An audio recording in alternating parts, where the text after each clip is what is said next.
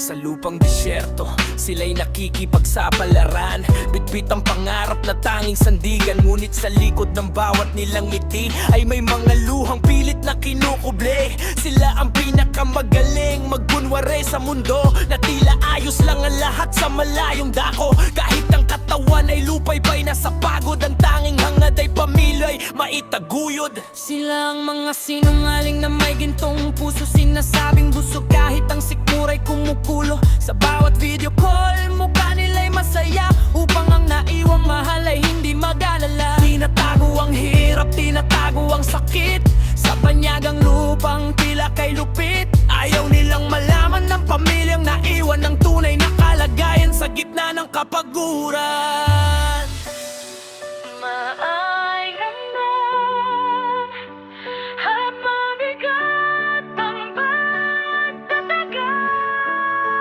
Kahit konting awa para sa kanila,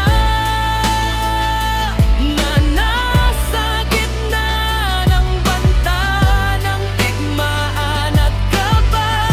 Iran at Amerika'y muling nag-uupugan. Pangano ng mga kababayang walang kalaban-laban. Sana ay dinggin ang kanilang pagsusumamo, ilitas ang mga sa malayo. Huwag kayang madamay sa galit ng iba, ang mga bayaning nagtitiis para sa pamilya.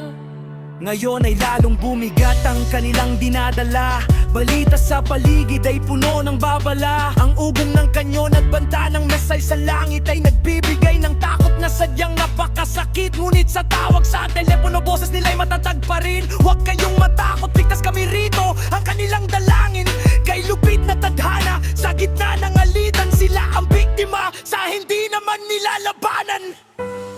Tumataas ang emosyon ng kanta, parang humihigpit. Kailan ba matatapos ang kanilang pagpapanggap? Kailan ba yayakapin ng payapang pangarap? Sana'y huwag maging huli ang lahat, bago ang kanilang pagtitiis ay maging sugat na malalim at puyat. Kahit konting awa para sa kanila, na nasa gitna ng banta ng digmaan at kaba.